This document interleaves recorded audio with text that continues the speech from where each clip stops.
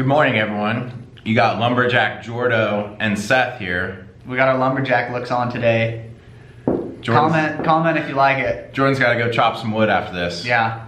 So it's firewood season. Bear with him. It's cold as a monkey outside. It is. Does that work? Monkey's a good word to replace expletives. I'll edit it out. No, leave it. All right, fine.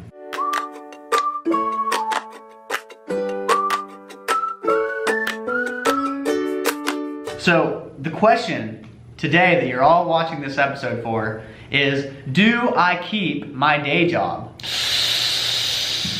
And we probably, so Seth and I don't talk about these episodes before we film them, so you're getting raw arguments. Yeah, for better or for worse, we're not like doing hours of research on these questions. We're literally speaking. If there's research to be done, we research it. But for the most part, we're talking from our own experience. Yes. And we probably differ in opinions on this one. I don't know though. We're gonna find out, guys. I think we do differ in opinions on this one because we've talked about this one many times. Yeah. Mr. Evans.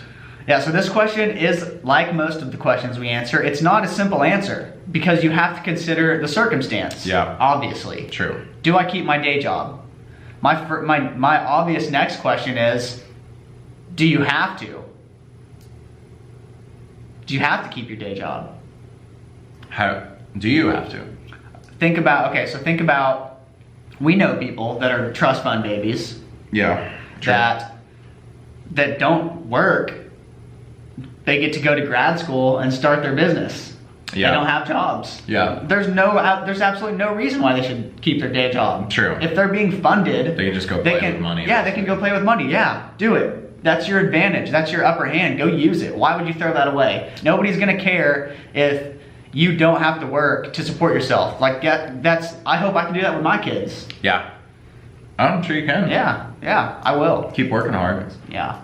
Spend less money at Disney World. Yeah. Do you have to keep your day job? Disney World, you will always have my heart and my shares that I own in your company. The band goes like 3 times a year. 3 times a year. I digress. Yeah. Okay, so we do differ in opinion on this one because I tend to believe that humans operate very well out of a sense of urgency, meaning if you don't have income coming in, you're all of a sudden gonna be pretty freaking incentivized to go get your next customer. You're probably not gonna go home and watch the next episode of Making a Murderer. Or go out to the fair or freaking, go for a jog. You're gonna go get customers, you're gonna go get business because you need to eat. You might be married, you might have kids. That pressure creates diamonds, So like if you put yourself in a situation almost like you're the coach of your own world, and you know that you're all of a sudden going to be a lot more incentivized to grow your business quicker by being completely financially dependent on it. Mm-hmm. That will create a way for you to grow your business faster. Is growing your business faster always the best route? No. Yeah. I mean, I think you and I definitely agree on that. Yeah. Easy come, easy go. If you go from 0 to 500 customers in 1 month, it's going to be just as easy to go from 500 to 0 customers in the next month. Mm-hmm. So I think that, in my opinion, it can go both ways. I don't know that there's a perfect answer, but for me personally, I think I would do better if I had the stress of not having income and needing to grow my business. Yeah, and I'm on the opposite side. I think if you have a day job like I do, where your employers are cool and support your business, I don't see obviously what Seth said I agree with. The survival instinct, having to survive, is a great motivator. Yeah. But you also have to consider, is the stress that I'm gonna have worth it? How am I gonna be able to cope with the stress I'm gonna have of eat what I kill? Like I'm literally not gonna have a place to live if I don't get 10 customers in 2 weeks. Right. Can you handle that kind of stress? If you can and you're up for it, these are things to consider if you quit your day job or not. Maybe you can quit your day job and you can get a part-time job at a Starbucks or driving for Lyft at night, to supplement. Yep. You can do that, but you can Airbnb out one of your bedrooms. Yeah. There's not an easy answer, do I quit my day job? If you watch Shark Tank, they rip people apart for not being all in on their business. They're like, I'm done with you. Yeah. I'm done with you. It's true, they do. If you're not all in on your business, I want nothing to do with you. And I disagree with that. And that is TV. It's TV. But I disagree with that because people have bills. They have people that they're supporting. They have debt. And you can't just default on that stuff. I mean, the average American has, 1% of people don't have $500 in a savings account. Yeah. You know, they can't just quit their job and forfeit their income. Yeah. But yeah, on the other side of the coin, there's something to be said about somebody that goes all in on their business. That's like a huge statement of I'm taking this thing to the grave, or we're going to the moon with this thing. I think there is a stereotype that all big name successful entrepreneurs went all in on their business and burned all boats, all ships. That's the analogy, like burn your ships. Because it sounds cool. It sounds cool, and it has happened. It has happened before, but I don't think it's like an essential. You don't have to do that. There's tons of examples, like Sarah Blakely of Spanx. One of the biggest name entrepreneurs in the world. Yeah. You know, she kept her job. I think she was selling fax machines or something. She had some kind of corporate job that she kept, like almost, I think, 2 years into growing Spanx and starting the company.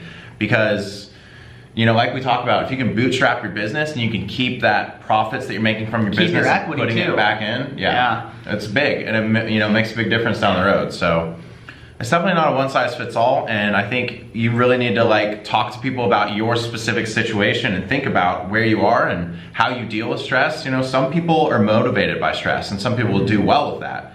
But other people, you know, like you said, is it really worth it at the end of the day? Yeah, is it worth it? I mean, if you really believe that you quitting your job is going to speed up your success of your business and growth, there are other things that you can do to prevent yourself from becoming homeless. You could no longer have the apartment, move in with your parents, move in with a friend, say, hey, will you give me 5 months to try rent-free to try and get this business going? If it doesn't work, I'll get a job and I'll move in with my parents or back into an apartment. You know, you can do things to kind of protect yourself against failure, because you always have to consider the possibility that you could fail. You have to consider it. Plan for it, at least. But the simple answer for me, do I keep my day job? It's not a simple answer. You have to consider all of these things. I personally have been doing my day job for two years now, since we started our company. And could it be growing a significant amount faster if I didn't? Yeah, I could. But I would have stress. We probably wouldn't be able to, I don't know. For me, it's not the time for me to quit the day job yet. Maybe in the future, but as things are right now, I don't feel like it's something I would like to risk and put that kind of stress on myself. Yeah. It's just not a one size fits all. As with a lot of the stuff we talk about. You know, as much as I'd like to say, like, yeah, you should always quit your day job, burn your ships. That's how everyone makes it. That's not necessarily true. Yeah. Nor is it necessarily like the best thing for your family. You know, it's not all about you. Yeah. So easy come, easy go. If you build the business slowly and build it right the first time, I think you're gonna have a lot more of a staying concern of a business. So we always want to try to give you something to take away. So we're gonna give you our best recommendation. Yep. So what I think you could do in any scenario is keep your day job, figure out what you need to survive. How much money do I need to make to live? I'm talking you buy no more clothes, you only pay for, maybe you sell your car, maybe you only have rent and groceries. You don't have gas payments anymore, you ride your bike to work or whatever. Find out how much you need to make a month, and when your company gets to where you're making that, make the jump. How much do you need to survive? Because then you're nearly not risking anything. Yeah. You're investing in yourself, and yourself is the best thing you can invest in. I think the biggest problem here is that your employer is usually counting the time that your butt is in your seat, not the amount of things you're actually producing, which is why my recommendation is read a book called The 4 Hour Workweek by Tim Ferriss. he talks about this exact problem of like wanting to grow a business, or like wanting to start a business, but you still have a day job. He gives you great advice on how to get a remote work agreement and start to wean down the amount of time that your employer's counting that your butt is in your seat, and move towards a model where they care more about your actual performance. I need to read that. Yeah. I haven't read that yet. I don't really try to get you to read books. I'm not much of a reader. He's not much of a reader. Kind of illiterate. Well, thankfully this is a YouTube channel, not a book.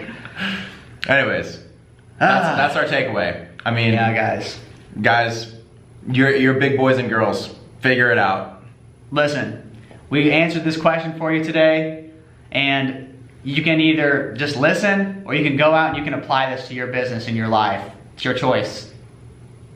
That's our tagline. We'll see you next time. See you next.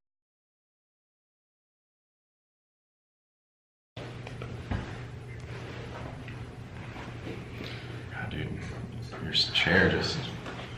You need to raise your Dude, chair. I'm telling you, you're short, man. I always gotta lower my chair, man. Sorry, not sorry. People gotta know you're short, man. I'm the tall one. People can tell I'm tall just by looking at me. Dude, people can tell I'm taller than you just by watching these videos. It's no secret. Imagine that, man, a world where I was taller than you and you were weird. You were the runt of the litter. Our friendship wouldn't work. Yeah. Dude, so guys, I'm traveling, and when I'm traveling, I'm always looking for innovation, you know, something to pique my interest when you're trapped at the airport. And I realized something, and I thought it was worth talking about. Okay. So, innovation can strike you in the craziest of places. So I was at the airport, and you know, everybody is, you know, walking around, dragging their luggage behind them. And I see this lady, like 50 years old, you know, doesn't look like she cares about her health, but this lady's an innovator. She's not dragging her luggage behind her, she's pushing it in front of her like a lawnmower. Never seen that before.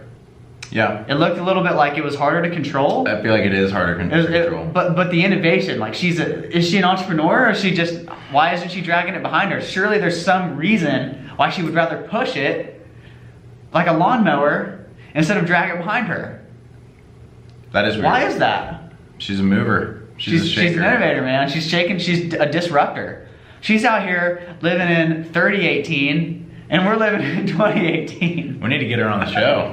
We need to get that lady. If you're watching this show, we want to know why you're pushing your luggage like a lawnmower. Add it in the comments, please. Give us the scoop. I mean, I tried it. I'm not gonna lie. When I got back to Tulsa, I tried to push mine, and yeah, it's difficult. Yeah. Maybe it's just because I'm not good at it, you know.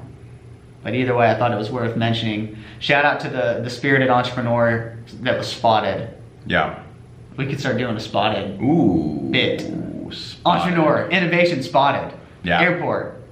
Houston airport, lady pushes suitcase like lawnmower rather than pulling behind. Pretty cool. Something to think about. Something to think about. Worth trying.